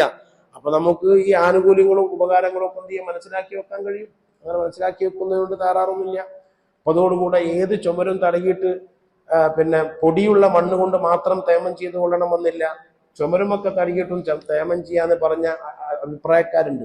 അപ്പൊ അത്തരം ഘട്ടങ്ങളിൽ ചെയ്യാവുന്നതാണ്. ഇപ്പൊ പഴയ കാലത്ത് കണ്ണോപ്പറേഷൻ ചെയ്താല് തീരെ വെള്ളം തൊടാൻ പാടില്ല എന്നൊക്കെ പറയും. വെള്ളം തൊടാൻ പാടില്ല എന്നൊക്കെ പറയുമ്പോൾ വന്ന മണ്ണിന്റെ പൊടി ആവാനും പറ്റൂല. അങ്ങനെ വരുമ്പോ ഈ ചുമരൊക്കെ തടകിയിട്ട് തേമം ചെയ്യാം. അങ്ങനെ ചില ആൾക്കാർ എന്ത് ചെയ്തിട്ടുണ്ട്, പറഞ്ഞിട്ടുണ്ട്. അപ്പോൾ നമുക്ക് നിർബന്ധിത ഘട്ടങ്ങളിൽ അതിങ്ങനെ പതിവാക്കിക്കൂടാ.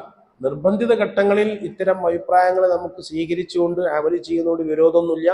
അതൊക്കെ മഹാന്മാരായ ആൾക്കാർ പറഞ്ഞിട്ടുണ്ട്. അപ്പൊ ഞാനിവിടെ നിങ്ങളോട് പറയുന്നത് ഹബീബായ മുഹമ്മദ് റസൂലുള്ളാഹി സ്വല്ലല്ലാഹു അലൈഹി വസല്ലം തങ്ങൾ കർശനമായി പറഞ്ഞതാണ്. അപ്പൊ ഇക്കാലത്ത് നമ്മുടെ കുട്ടികളൊക്കെ പഠിക്കുന്ന കാലത്തൊക്കെ നമുക്കത് കഴിയോ എന്നുള്ളതുണ്ട്. അതപ്പോ കഴിയാതെ വരുമ്പോൾ അതിനൊക്കെ അള്ളാഹു വിട്ടുവീഴ്ച ചെയ്യും എന്ന രൂപത്തിൽ നമ്മൾ നീങ്ങല്ലാതെ നിർത്തില്ല. അള്ളാഹുവിന്റെ പക്കത്ത് വിട്ടുവീഴ്ച ഉണ്ടാകും. ആ കാലം മാതിരിയല്ലല്ലോ കുട്ടികൾക്ക് ചിലപ്പോഴൊക്കെ ഒറ്റയ്ക്ക് പോകേണ്ടി വരും. കഴിവിന്റെ പരമാവധി നമ്മളതൊക്കെ ഒഴിവാക്കുക. അതിനാലൊക്കെ ഒരുപാട് അനർത്ഥങ്ങളും ബുദ്ധിമുട്ടുകളൊക്കെ വരുന്നുണ്ട്, ധാരാളം വരുന്നുണ്ട്. അതുകൊണ്ടിട്ടാണ് ഇസ്ലാം മെഹറമ് വേണം എന്ന് പറയുന്നത്. പെണ്ണിന്റെ പ്രകൃതി അങ്ങനെ ആയതുകൊണ്ടും അവളെ വശീകരിക്കാനും അവളെ വലയിൽ വീഴ്ത്താനും ഒക്കെ പല ശ്രമങ്ങൾ നടത്തുമ്പോൾ നമ്മളെപ്പോലെയല്ല അവരുടെ ഹൃദയങ്ങളും ബുദ്ധിയൊക്കെ നമ്മളെപ്പോലെയല്ല. ഒരു പുരുഷൻ വശീകരിച്ചാൽ പെട്ടെന്ന് ആ വലയിൽ വീഴുന്ന പ്രകൃതിയാണ് പെണ്ണുങ്ങൾക്കുള്ളത്. അതും പ്രത്യേകിച്ച് 10, 17, 18, 20 വയസ്സുള്ള ആ യൗവനത്തിന്റെ പ്രാരംഭത്തിൽ നിൽക്കുന്ന പെൺകുട്ടികളാകുമ്പോൾ പ്രത്യേകിച്ചും ഉണ്ടാകും. അതുകൊണ്ടാണ് അങ്ങനെ ഒറ്റയ്ക്ക് വിടരുത് എന്ന് പരിശുദ്ധമായി ഇസ്ലാം നിഷ്കർഷിക്കാനുള്ള കാരണം അതുകൊണ്ടാണ്. അപ്പൊ യാത്രയിൽ വളരെ വ്യക്തമായിട്ട് തന്നെ പറഞ്ഞിട്ടുണ്ട്, മെഹറമില്ലാതെ പോയിക്കൂടാ, മെഹറമില്ലാതെ യാത്ര ചെയ്തുകൂടാ. പരമാവധി നമ്മളതൊക്കെ ശ്രദ്ധിക്കണം, പരമാവധി നമ്മൾ ശ്രദ്ധിക്കണം. ഇവിടെ തന്നെ മഹല്ലത്ത് വിട്ടെടുക്കുക എന്ന് പറഞ്ഞാല്, ഇപ്പോ മഹല്ലത്ത് വിട്ടെടുക്കുക എന്നുകൊണ്ട് ഉദ്ദേശിക്കുന്നത്, അവിടെ ഉദ്ദേശിക്കുന്നത് നമ്മളിപ്പോഴത്തെ മഹല്ലുകളൊക്കെ ചെറിയ ചെറിയ മഹല്ലാണ്. മേലെ പറമ്പ്, അതുപോലെ തന്നെ ചുങ്കം, ഇതൊക്കെ ചെറിയ ചെറിയ മഹല്ലുകളാണ്. അപ്പൊ ഇവിടെയൊക്കെ നമ്മൾ ശ്രദ്ധിക്കേണ്ടത്, ഈ മേലെ പറമ്പ് കഴിഞ്ഞാൽ നമ്മൾ യാത്രക്കാരനാന്ന് പറയാൻ കഴിയൂല. അത് കുറച്ചും കൂടി അവിടെ ശ്രദ്ധിക്കണം. ഏകദേശമൊക്കെ ചുങ്കും, അവിടെ നിന്ന് പടിഞ്ഞാട്ട് പോവുകയാണെങ്കിൽ ചുങ്കം കഴിയണം. അതുപോലെ തന്നെ അങ്ങോട്ട് വടക്കോട്ട് പോവുകയാണെങ്കിൽ കോളറോഡും അതും കൂടി കഴിയണം. കാരണം ഇതൊക്കെ ഒന്നേരുന്നു, ഒരു കാലത്ത് ഇതൊക്കെ ഒന്നേരുന്നു. അപ്പൊ അതുകൊണ്ട് ഈ പെണ്ണ് യാത്ര ചെയ്യുന്നിടത്തും മഹാന്മാരായ ഫുഖാക്കൾ ഒരു കാര്യം പറഞ്ഞിട്ടുണ്ട്. നമ്മുടെ രാജ്യത്തിന്റെ അതിർത്തിയിൽ നിന്ന് വിളിച്ചാൽ കേൾക്കുന്ന അകലം, വിളിച്ചാൽ കേൾക്കുന്ന ഹദ്ദുൽ ഖൗസ് എന്നതിനെ പറ്റി പറയും. ആ അകലം വിട്ടു പോകണമെങ്കിൽ, വിളിച്ചാൽ കേൾക്കുന്ന അകലം, അതിർത്തിയിൽ നിന്ന് വിളിച്ചാൽ കേൾക്കുന്ന അകലം, ആ അകലവും വിട്ടുകൊണ്ട് ഒരു പെണ്ണ് പോകണമെങ്കിൽ അവൾക്ക് മെഹറമ് വേണം. മെഹറമില്ലാതെ അവൾ പോകരുത് എന്ന് കർശനായിട്ട് സല്ലല്ലാഹു അലൈഹി വസല്ലം തങ്ങൾ പറഞ്ഞാണ്. കർശനമായിട്ടാണ് പറഞ്ഞത്, ലാ തുസാഫിറന്ന ഇംറഅത്തുൻ ഇല്ലാ മഅ മെഹറമിൻ. ഇവിടെയൊക്കെ നമ്മൾ ചിന്തിക്കേണ്ടത്, ഞാൻ നിക്കാഹിന്റെ ശേഷമുള്ള പ്രസംഗത്തിൽ പറയാറുണ്ട്, നിക്കാഹിന് വേണ്ടത് ഒന്ന് ആ പെൺകുട്ടിയുടെ രക്ഷിതാവാണ്, അല്ലെങ്കിൽ രക്ഷിതാവ് ചുമതലപ്പെടുത്തിയ ഒരാളാണ്. രണ്ടാമത് വേണ്ടത് ഈ വരനാണ്, അല്ലെങ്കിൽ വരൻ ചുമതലപ്പെടുത്തിയ ഒരാളാണ്. കല്യാണത്തിന് നിക്കാഹില് പുതിയാപ്പളന്നെ ആ വാചകം ഏറ്റു പറഞ്ഞോളന്നില്ല. ഓനക്ക് വരാൻ കഴിഞ്ഞില്ലെങ്കിൽ വേറെ ആളെ ഏൽപ്പിക്കാം. അത്രക്ക് വിശാലമാണ്. ഓനക്ക് വരാൻ കഴിഞ്ഞില്ലേ, നമ്മുടെ നാട്ടിൽ നടക്കാറില്ല. ഓനക്ക് വരാൻ കഴിയാത്ത ഒരു അവസ്ഥ വന്നാൽ ഓനക്കൊരാളെ ഏൽപ്പിക്കാം. എനിക്ക് വേണ്ടി ആ നിക്കാഹിനെ സ്വീകരിക്കും, എനിക്ക് വേണ്ടി ഞാൻ നിക്കാഹ് സ്വീകരിക്കും എന്ന് പറഞ്ഞിട്ട് ഓനക്ക് സ്വീകരിക്കും. ഓൻ സ്വീകരിക്കുമ്പോൾ ഓൻ പറയല്, ഇന്ന ആൾക്ക് വേണ്ടി ഞാൻ സ്വീകരിക്കുന്നു എന്നല്ല ഓൻ പറയാം, ഇന്ന ആൾക്ക് വേണ്ടി ഞാൻ സ്വീകരിക്കുന്നു. അപ്പൊ സ്വീകരിക്കുന്ന ഈ പുതിയാപ്പള തന്നെ വേണമെന്നില്ല. ഓൻ പുതിയാപ്പളക്ക് വരാൻ പറ്റാതിരുന്നാൽ വേറെ ആളെ ഏൽപ്പിക്കാവുന്നതാണ്. പക്ഷെ തർക്കം വരുമ്പോ തെളിവാണ്, അപ്പൊ സാക്ഷിയാണ്. അപ്പൊ ഏൽപ്പിക്കുന്നതിന് തെളിവതാണ്. ആ തെളിവ് അത് ഏൽപ്പന സാധുവാകാനല്ലത്.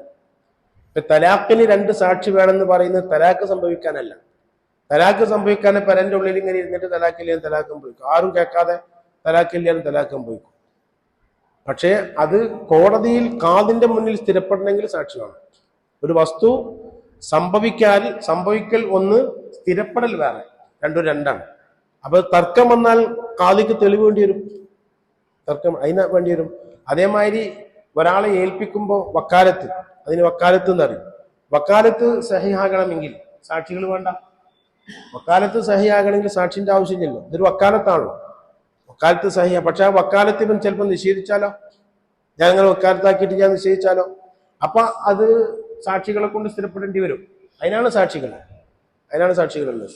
ഏൽപ്പനയ്ക്ക് അതിനാണ് സാക്ഷികൾ. അപ്പോൾ ഏൽക്കുന്ന അവസരത്തിൽ അവൻ ഇങ്ങനെയാണ് പറയേണ്ടത്, അങ്ങനെയും കൂടി ചെയ്യാം. പക്ഷെ അവിടെയും ഈ പെൺകുട്ടി ആ സദസ്സിലില്ല, പെൺകുട്ടി അവിടെ ഇല്ലല്ലോ. അത് നബി സല്ലല്ലാഹു അലൈഹി വസല്ലം തങ്ങളുടെ കാലഘട്ടം മുതൽക്കേയുള്ള നിക്കാഹിൽ പെൺകുട്ടി ഇല്ലല്ലോ, പെൺകുട്ടിന്റെ സാന്നിധ്യം ഇല്ലല്ലോ. മറ്റു മതങ്ങളിലൊക്കെ അതുണ്ടല്ലോ, മറ്റു മതങ്ങളിലൊക്കെ ആ പെൺകുട്ടി അവിടെ ഉണ്ടാവുമല്ലോ. പരിശുദ്ധ ഇസ്ലാമിൽ മാത്രമാണല്ലോ അത് ഇല്ലാത്തത്.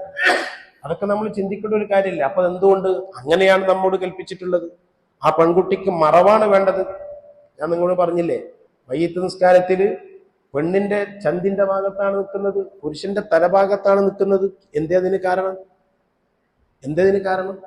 പെണ്ണിന്റെ ചന്തിന്റെ ഭാഗത്ത് നിൽക്കുന്നതിന്റെ കാരണം പറഞ്ഞത് മറ്റു പുരുഷന്മാർ അവിടെ ചന്തിഭാഗം കാണാതിരിക്കാനാണ്. ഈ ഇമാമിന്റെ മറവ് കൊണ്ട്, ഇമാമ് നിൽക്കുമ്പോൾ ഇമാമിന് ആ മറവ് കൊണ്ട് പിന്നെ നിൽക്കുന്ന ആൾക്കാരൊന്നും കാണൂല. അപ്പൊ അത്രക്കും സൂക്ഷിക്കണം എന്നാണ് ദീനുൽ ഇസ്ലാം.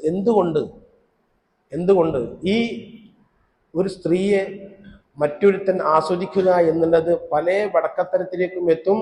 ഇവന്റെ മനസ്സും വടക്കാവും, പല തമ്മാടിത്തരങ്ങളും അതുകൊണ്ടിട്ടുണ്ടാകും. ഇത് മനുഷ്യന്മാരെ സൃഷ്ടിച്ച അള്ളാഹ്ക്ക് അറിയുന്ന പോലെ ആർക്കറിയാം? മനുഷ്യന്മാരെ സൃഷ്ടിച്ച ആൾക്കാർക്ക് അള്ളാഹ്ക്കല്ലേ മനുഷ്യന്മാരെ പറ്റി അറിയുള്ളൂ. അതുകൊണ്ട് നമ്മൾ അനുസരിക്കൽ നമ്മുടെ മേൽ കടമയാണ്. പരിശുദ്ധമായ ദീനുൽ ഇസ്ലാമിന്റെ നിയമങ്ങൾ, അതിന്റെ യുക്തി നമുക്ക് മനസ്സിലായാലും ഇല്ലെങ്കിലും നമ്മൾ അനുസരിക്കണം. അതാണ് മുസ്ലിം. എതിർക്കല്ല ചെയ്യേണ്ടത്. കഴിയണില്ലെങ്കിൽ പടച്ചോൻ എന്നെ കൊണ്ട് കഴിയണില്ല എന്ന് പറയണം. ആ നിയമത്തിന് എതിർക്കരുത്. പടച്ചോൻ എന്നെ കൊണ്ട് കഴിയണില്ല, അത് പറഞ്ഞൊക്കെ ശരി തന്നെ, അള്ളാന്റെ ദീനൊക്കെ അങ്ങനെ തന്നെ, ഞാൻ എതിർക്കണേ. എങ്ങനെ കാലത്ത് ഇങ്ങനെ ജീവിക്കാം? ഇതൊക്കെ എന്ത് നിയമമാണ് എന്ന് പറഞ്ഞാൽ ചിലപ്പോൾ കാഫറായി പോകും. പരിശുദ്ധ ദീനിനെ എതിർക്കുമ്പോൾ അത് ചിലപ്പം കുഫിരിയത്തിലേക്ക് എത്തും. എന്ത് നിയമ, ഇത് ഇവിടുത്തെ നിയമ എന്ന് പറഞ്ഞിട്ട് ധിക്കാരപൂർവ്വം പറയരുത്. അത് ദീൻ അങ്ങനെ തന്നെയാണ്. അതൊക്കെ അനുസരിച്ച് ജീവിക്കുന്ന ആളുകൾ ഇവിടെ ഉണ്ട്. അങ്ങനെ ജീവിച്ചിട്ട് അവർക്ക് നല്ല സൗഖ്യവും സുഖവും ഇവിടെ ലഭിക്കുന്നുണ്ട്. അവർക്കൊരു ബുദ്ധിമുട്ടൊന്നുമില്ല. അത് അങ്ങനൊക്കെ ജീവിക്കുന്നതുകൊണ്ട് അവർക്ക് യാതൊരു ബുദ്ധിമുട്ടുമില്ല. ഞാൻ കുട്ടികളോട് പറഞ്ഞു, ഒരേ വീട്ടിൽ താമസിക്കുന്നു, എൻ്റെ ജ്യേഷ്ഠന്മാരുടെ ഭാര്യയെ ഞാൻ കണ്ടിട്ടില്ല. ഇനി പുറത്തുനിന്ന് എവിടെയെങ്കിലും കണ്ടാൽ എനിക്ക് തിരിച്ചറിയില്ല, ഞാൻ കണ്ടിട്ടില്ല. എൻ്റെ ഭാര്യ എൻ്റെ ജ്യേഷ്ഠന്മാരും കണ്ടിട്ടില്ല. പോലും ഭയങ്കര അത്ഭുതം. ഒരേ വീട്ടിൻ്റെ ഉള്ളിൽ തന്നെയാണ്.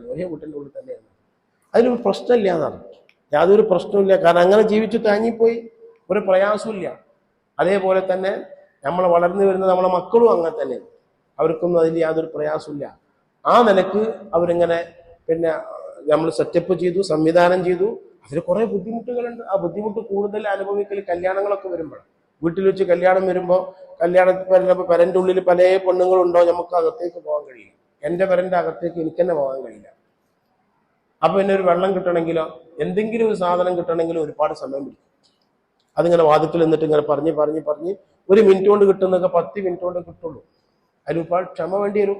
പെട്ടെന്ന് കിട്ടേണ്ട സാധനം ഉണ്ടാവും. അത് വിളിച്ച് എന്നിട്ട് നമുക്ക് കാണാൻ പറ്റുന്ന ആള് വന്ന് എന്നിട്ട് ഓല് കൊടുന്ന ഒരു ഗ്ലാസ് വെള്ളം കിട്ടണമെങ്കിൽ 10 മിനിറ്റ് ഒക്കെ പിടിക്കും. ക്ഷമിക്കണം, ദീനിന് വേണ്ടി ക്ഷമിക്കണം. അങ്ങനെയാണ് കൽപ്പിക്കപ്പെട്ടിരിക്കുന്നത്. അങ്ങനെയാണ്. അതിൽ ബർക്കത്തുണ്ടാവും. ആ ഇടങ്ങേറുകളൊക്കെ സഹിച്ചിട്ട് തന്നെയാണ്. അതൊരു ഇടങ്ങാറായി തോന്നൂല. കുറെ കാലം കഴിഞ്ഞാൽ അത് ഇടങ്ങാറായി തോന്നൂല.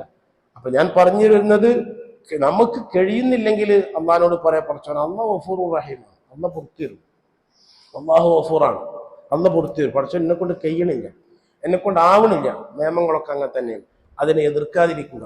അപ്പോൾ ഞാൻ ഇടയ്ക്ക് വെച്ച് പറഞ്ഞു, മഹറമ് എന്ന് പറഞ്ഞപ്പോൾ സലാം ചൊല്ലൽ ആർക്കൊക്കെയാണ് വേണ്ടത് എന്ന് പറഞ്ഞപ്പോൾ പറഞ്ഞതാണ്. കെട്ടൽ ഹറാമാക്കപ്പെട്ടവരാര് എന്ന് നമ്മൾ മനസ്സിലാക്കണം. മുമ്പൊരിക്കൽ ഞാനത് പറഞ്ഞു തന്നിട്ടുണ്ട്. അത് മൊത്തത്തിൽ നമ്മൾ മനസ്സിലാക്കേണ്ടേ ഉള്ളൂ. ഉമ്മ, വാപ്പ, ഇവരുമായി ബന്ധപ്പെട്ട ആൾക്കാർ. നേരെ മറിച്ച് വാപ്പയോ വാപ്പാന്റെ അനുജനോ വാപ്പാന്റെ അനുജന്മാര് കല്യാണം കഴിച്ചു കൊണ്ടുവന്ന ആൾക്കാരൊക്കെ അന്യ സ്ത്രീകളാണ്. അതൊക്കെ നമുക്ക് മനസ്സിലാക്കാൻ സാധിക്കും. വാപ്പ വേറെ, നമ്മുടെ ഉമ്മയല്ലാത്ത വേറൊരു സ്ത്രീയെ കല്യാണം കഴിച്ചു കൊണ്ടുവന്നാൽ അത് നമ്മുടെ ഉമ്മാന്റെ പവർ തന്നെയാണ്. വാപ്പ ആരെ കല്യാണം കഴിച്ചു കൊണ്ടുവന്നു, അത് ബന്ധപ്പെട്ടോളൊന്നുമില്ല. അങ്ങനെ വേറെ ആളെ കല്യാണം കഴിച്ചു കൊണ്ടുവന്നാൽ രണ്ടാം കൂടി എളീമ എന്നൊക്കെ പറയും. അതിനൊക്കെ ഇതിന്റെ പവർ തന്നെയാണ്, ഉമ്മാന്റെ പവർ തന്നെയാണ്. പക്ഷെ ആ രണ്ടാം കൂടി എളീമാനെ, വാപ്പ കെട്ടി കൊടുത്ത പെണ്ണിനെ ഈ മകളുടെ ഭർത്താവിന് കാണാൻ പറ്റില്ല. മകളെ ഭർത്താവ്, അത് മനസ്സിലായി ഞങ്ങൾക്ക്. ഒരു പെരയിൽ ഒരു പെൺകുട്ടിനെ കല്യാണം കഴിച്ചു കൊണ്ടുവന്നപ്പോ ആ പെൺകുട്ടിന്റെ വീട്ടിൽ ഉമ്മല്ല. പിന്നെ പെൺകുട്ടിന്റെ വീട്ടിലുള്ളത് വാപ്പട്ടി എളീമയാണ്. അഥവാ ഈ ഭർത്താവിന്റെ അമ്മല്ല, ഭർത്താവിന്റെ അമ്മല്ല. പിന്നെ ഭർത്താവിന്റെ വാപ്പ കെട്ടിക്കൊടുന്ന വേറൊരു പെണ്ണാണെങ്കിൽ ഈ മരുമകനക്ക് ആ പെണ്ണിനെ കാണാൻ പറ്റില്ല. മരുമകനല്ലേ, കാരണം മരുമകന്റെ വാപ്പല്ലല്ലോ അത്. മരുമന്റെ വാപ്പ കെട്ടി പെണ്ണല്ലല്ലോ, ഈ ഭാര്യന്റെ വാപ്പ കെട്ടി പെണ്ണല്ലേ. അത് വാപ്പട്ടി എളിയുമ മരുമകനക്ക് അന്യ പെണ്ണാണ്. സ്വന്തം മക്കൾക്ക് അവരുമായി ബന്ധപ്പെടുന്നതുകൊണ്ടോ ഇതിനെ കാണുന്നതുകൊണ്ടോ മറ്റോ വിരോധമില്ല. ഇതൊക്കെ വളരെ വ്യക്തമായി പരിശുദ്ധമായ ദീനുൽ ഇസ്ലാമിൽ പറഞ്ഞിട്ടുണ്ട്. ഇൻഷാ അള്ളാഹ് ഇനി സലാമുമായി ഒരുപാട് വിഷയങ്ങൾ പറയണം. ഖത്തീബ് 3 സലാം ചൊല്ലൽ സുന്നത്താണ്. ഖത്തീബിന് 3 സലാം ചൊല്ലൽ സുന്നത്താണ്. ഒന്ന് അവിടെ നിന്ന് വരുമ്പോ അവിടെ നിൽക്കുമ്പോൾ ഒരു സലാം ചൊല്ലുക. പിന്നെ ഈ വാള് ആര് കൈ കൊടുക്കുന്ന അവസരത്തിൽ അയാൾക്കല്ല, അവിടെ ഉള്ള ആൾക്കാർക്ക് സലാം ചൊല്ലുക. പിന്നെ മിമ്പറിൽ കയറിയിട്ട് ഒരു സലാം, 3 സലാം ഖത്തീബിന് സുന്നത്തുണ്ട്. അതേപോലെ തന്നെ ഇപ്പൊ ഞാൻ മൂത്രമൊഴിക്കാനാണ്ട് പോയി, നിങ്ങളിവിടെ ഇരിക്കുകയാണ്, ഞാൻ സലാം ചൊല്ലിയിട്ടാണ് തുടങ്ങിയത്. മൂത്രയിക്കാനാണ്ട് പോയി. പിന്നെ ഞാൻ തിരിച്ചു വരുമ്പോൾ വീണ്ടും നിങ്ങൾക്ക് സലാം ചൊല്ലി സുന്നത്താണ്. കേട്ട ആൾക്കാരൊക്കെ മടക്കും വേണം. ഖത്തീബിന്റെ 3 സലാം മടക്കണം. 3 കേട്ടാ 3 മടക്കൽ. കേട്ട ആൾക്കാരൊക്കെ മടക്കൽ നിർബന്ധമാണ്. നേരെ മറിച്ചിപ്പോ ഞാനിവിടെ ഇങ്ങനെ ഇരിക്കുന്നുണ്ട്. ജുമാ കഴിഞ്ഞിട്ട് ഞാൻ ഇവിടെ ഇങ്ങനെ ഇരിക്കുമ്പോൾ ഒരാൾ വന്ന് അബോക്കാക്ക് അസ്സലാമു അലൈക്കും എന്ന് പറഞ്ഞാൽ ഞാൻ കേട്ടിട്ടുണ്ട്. അത് ഞാൻ മടക്കേണ്ടതില്ല.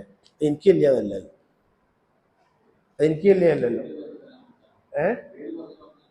അല്ല, പേരല്ല, നിങ്ങളെ ലക്ഷ്യാക്കിയിട്ടാ പറഞ്ഞിരിക്കണേ. ആരെ ലക്ഷ്യാക്കിയിട്ടില്ല. ഞാൻ ഇരുന്നിട്ട് ഇവിടെ ഇരിക്കല്ലേ, ഞങ്ങളുടെ പടിഞ്ഞാട്ടി ഇനി ഇരിക്കല്ലേ. അപ്പൊ എന്നെ ലക്ഷ്യാക്കിയിട്ടില്ലല്ലോ. ഞങ്ങളുടെ പടിഞ്ഞാട്ടി ഇനി ഇരിക്കല്ലേ. ആ ചെല്ലിക്കണത് ആരെ ലക്ഷ്യാക്കിയിട്ടാണ്? നേരെ മറിച്ച് ആ ചെല്ലിക്കണത് എല്ലാവരും ലക്ഷ്യാക്കിയിട്ടാണെങ്കിൽ നിങ്ങൾ മടക്കിയാൽ തന്നെ എന്നെ തൊട്ട് കുറ്റമായി. ഒരു കൂട്ടത്തിന് ഒരാൾ സലാം ചെല്ലിയാൽ ഒരാൾ മടക്കിയാൽ മതി. മടക്കല് നിർബന്ധമുള്ളൂ. എല്ലാവരും മടക്കിയാലും കൂലി കിട്ടും. നിർബന്ധം ഒരാൾ മടക്കലേ ഉള്ളൂ. അപ്പോ ഒരു കൂട്ടത്തിനാണെങ്കിൽ ഒരാൾ മടക്കിയാൽ തന്നെ അല്ലാതെ തൊട്ട് കുറ്റൊഴിവായി. ഒരാളെ ലക്ഷ്യാക്കിയിട്ടാണ് ഞാൻ മടക്കിയാൽ മതി. അപ്പൊ ഞാനിങ്ങനെ പടിഞ്ഞാട്ടി ഇരിക്കുമ്പോൾ എനിക്കല്ലേ എല്ലിക്കണത്. ഞാൻ അതിനെന്തെങ്കിലും അങ്ങനെ ഉണ്ടാവാലോ. നമ്മളിങ്ങനെ പോലെ സദസ്സിലും കല്യാണ സദസ്സിലും മറ്റൊക്കെ പങ്കെടുക്കുമ്പോൾ നമ്മൾ 2 ആൾക്കാർ സംസാരിക്കുന്നുണ്ട്, വേറെ 2 ആൾക്കാർ സംസാരിക്കുന്നുണ്ട്. ഓനെ ലക്ഷ്യാക്കിയിട്ട് ഒരാളൊന്ന് അസ്സലാമു അലൈക്കും എന്ന് പറഞ്ഞാൽ ഓൻ മടക്കണം. ഓനെ ലക്ഷ്യാക്കിയിട്ടില്ല വന്നിട്ടുള്ളത്. അങ്ങനെ സലാമിനെ സംബന്ധിച്ച് ഇനിയും നിയമങ്ങളുണ്ട്. ഇൻഷാ അല്ലാഹ് അത് നമുക്ക് ഇനി അടുത്ത ക്ലാസ്സിൽ പറയാം.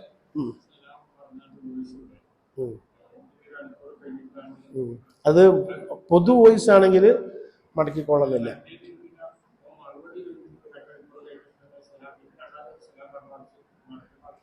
മറുപടി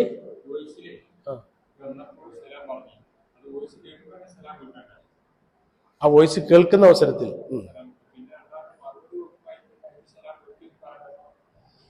മറുപടി കൊടുക്കുന്ന അവസരത്തിൽ സലാം വേറെ, വോയിസ് കേൾക്കുമ്പോൾ സലാം മടക്കണം. ഇതുപോലെ എന്ന് വെച്ചാൽ ഒരാൾ കത്തെഴുതിയിട്ട് ആ കത്ത് കിട്ടുന്ന അവസരത്തിൽ സലാം മടക്കി കഴിഞ്ഞാൽ പിന്നെ ഓൻ ആ കത്തിന് സലാം മടക്കിയിട്ട് എഴുതിക്കൊള്ളുന്നില്ല. അത് അവനക്ക് വേറെ ചെയ്യാം. അത് സുന്നത്തേ ഉള്ളൂ, നിർബന്ധമില്ല. അപ്പം മടക്കിയിട്ടില്ലെങ്കിൽ, കത്ത് കിട്ടി അസ്സലാമു അലൈക്കും എന്നുള്ളത് അപ്പോൾ മടക്കിയിട്ടില്ലെങ്കിൽ പിന്നെ മറുപടി എഴുതുമ്പോൾ അതിന് സലാം എഴുതി നിർബന്ധമായി. ഇപ്പൊ വോയിസ് കേട്ട ഉടനെ തന്നെ പിന്നെ സലാം മടക്കണം. വോയിസ് കേട്ട ഉടനെ തന്നെ സലാം മടക്കണം. പിന്നെ ആ വോയിസ് ഒന്നും കൂടി കേൾക്കുകയാണ്. അപ്പം സലാം മടക്കേണ്ടതില്ല. ആ വോയിസ് ഏത് കൂടി കേൾക്കുകയാണ്? ഒന്നും കൂടി കേൾക്കുകയാണെങ്കിൽ. ഇപ്പൊ ചില ആൾക്കാർ മയ്യത്തിന്റെ അനൗൺസ് ചെയ്യുന്ന അവസരത്തിൽ ഇന്നാലില്ലാഹി ഇന്നാ ഇലൈഹി റാജിഊൻ, ഇന്നാലിനാണ് മരിച്ചു പോയിക്കണമെന്ന് അറിയും. അവിടെ ഇന്നാലില്ലാഹി ഇന്നാ ഇലൈഹി റാജിഊൻ പറയേണ്ട സ്ഥലമല്ല. അത് മരണവാർത്ത കേൾത്താലാണ് പറയേണ്ടത്. ഈ മരണവാർത്ത അറിയിക്കാൻ വേണ്ടി ഇന്നാലില്ലാഹി ഇന്നാ ഇലൈഹി റാജിഊൻ എന്ന് പറയൽ സുന്നത്തില്ല. പറഞ്ഞു വെച്ചിട്ടിപ്പോ കുഴപ്പമൊന്നുമില്ല. ഒരു ആയത്തിങ്ങൾ ഓതി അതിന്റെ കൂലി അവർക്ക് കിട്ടും. അത് സുന്നത്തുള്ള ഒരു കാര്യമൊന്നുമില്ല. മരണവാർത്ത കേട്ടാൽ ഇപ്പൊ ഒരാൾ വന്നിട്ട് പറഞ്ഞു ഇന്നാൾ മരിച്ചിരിക്കുന്നത്, അപ്പൊ ഞാൻ ഇന്നാലില്ലാഹി ഇന്നാ ഇലൈഹി റാജിഊൻ എന്ന് പറഞ്ഞു. കുറച്ച് കഴിഞ്ഞിട്ട് വേറെ ആൾ പറഞ്ഞ് അയാളെന്നെ മരിച്ചിരിക്കുന്നത് വേറെ ആൾ പറഞ്ഞ്, അപ്പോഴും ഇന്നാലില്ലാഹി റാജിഊൻ എന്ന് പറയാം. മരണവാർത്ത കേൾക്കുമ്പോഴൊക്കെ ഇത് പറയാം ഇന്നാലില്ലാഹി ഇന്നാ ഇലൈഹി റാജിഊൻ എന്ന് പറയുന്നത് സുന്നത്തുണ്ട്. പക്ഷെ ഈ അനൗൺസിൽ ഏതിങ്ങനെ പറയാം ഇന്നാലില്ലാഹി ഇന്നാ ഇലൈഹി റാജിഊൻ എന്ന് പറയുന്നത് പ്രത്യേകമായ സുന്നത്തൊന്നും പറഞ്ഞിട്ട് വിരോധമുള്ള ഒരു കാര്യമൊന്നുമല്ല. ആയത്തോന്നുന്ന വിരോധമുള്ള കാര്യമൊന്നുമല്ല. അത് പ്രത്യേകമായ സുന്നത്തുള്ള ഒരു കാര്യമൊന്നുമല്ല. ഇൻഷാ അല്ലാഹ് ഇനി ബാക്കിയുള്ള വിഷയങ്ങൾ നമുക്ക് അടുത്ത ആഴ്ച പറയാം. അല്ലാഹു തൗഫീഖ് ചെയ്ത് അനുഗ്രഹിക്കുമാറാകട്ടെ. ഇന്നത്തെ ചായ നമ്മളെ പുളിയാറത്ത് ജാഫർ, നമ്മളെ ജാഫറിൻ്റെ ഉപ്പ കുഞ്ഞർമോക്കാക്ക് വേണ്ടി വരക്കാൻ വേണ്ടി, കുഞ്ഞർമോക്ക മരിച്ച മാസമാണ്. ജാഫർ എല്ലാ മാസവും കുട്ടികൾക്ക് താലിമ്യങ്ങൾക്ക് ചായ കൊടുക്കുന്ന ആളും കൂടിയാണ്. അല്ലാഹു സുബ്ഹാനഹു തആല സ്വീകരിക്കുമാറാകട്ടെ. കുഞ്ഞർമോക്ക നമ്മളെ പള്ളിയിൽ എപ്പോഴും ഉണ്ടാവുകയും നമ്മളെ നേർച്ചയ്ക്ക് കുടിയേറ്റുന്ന ആളായിരുന്നു. അല്ലാഹു അത് സ്വീകരിക്കുമാറാകട്ടെ. അവർക്ക് മഗ്ഫിറത്തും റഹ്മത്തും നൽകി അനുഗ്രഹിക്കുമാറാകട്ടെ. ജാഫറിന്റെ ജോലിയിലൊക്കെ അല്ലാഹു ബർക്കത്ത് ചെയ്ത് അനുഗ്രഹിക്കുമാറാകട്ടെ. എല്ലാവിധ പ്രയാസങ്ങളും വിഷമങ്ങളും നമ്മുടെയും നമ്മുടെ കുടുംബത്തിലുമുള്ള എല്ലാ പ്രയാസങ്ങളും വിഷമങ്ങളും അല്ലാഹു ദൂരീകരിച്ച് റാഹത്ത് നൽകുമാറാകട്ടെ. എപ്പോഴും അപകടങ്ങൾ ഇങ്ങനെ കൂടിക്കൂടി വരികയാണ്. ജല്ല ജലാലുവായ അല്ലാഹു നമുക്കും നമ്മുടെ കുടുംബത്തിനും മക്കൾക്കും ഭാര്യമാർക്കും ബന്ധപ്പെട്ട എല്ലാ ആളുകൾക്കും ഹിഫ്ളും സലാമത്തും നൽകി അനുഗ്രഹിക്കുമാറാകട്ടെ. എല്ലാ അപകടങ്ങളിൽ നിന്നും അല്ലാഹു രക്ഷപ്പെടുത്തി അനുഗ്രഹിക്കുമാറാകട്ടെ. ഫലസ്തീനിലെ മുസ്ലിമീങ്ങൾക്ക് അല്ലാഹു രക്ഷ നൽകുമാറാകട്ടെ. അവരെ ദുൽമ ചെയ്യുന്ന ആളുകളൊക്കെ അല്ലാഹു പരാജയപ്പെടുത്തുമാറാകട്ടെ. നമ്മുടെ വഖഫ് ഭൂമികളൊക്കെ പിടിച്ചടക്കാൻ വേണ്ടി ശ്രമിക്കുന്ന ആളുകളെ ആ ശ്രമത്തിൽ നിന്ന് അല്ലാഹു പിന്തിരിപ്പിക്കുമാറാകട്ടെ. അവരെയൊക്കെ അള്ളാഹു പരാജയപ്പെടുത്തുമാറാകട്ടെ. ربنا تقبل منا إنك أنت السميع العليم وتب علينا إنك أنت التواب الرحيم آمين برحمتك يا أرحم الراحمين. صلى الله على محمد صلى الله عليه وسلم. صلى الله على محمد صلى الله عليه وسلم. اللهم صل على محمد يا رب. السلام عليكم ورحمة الله.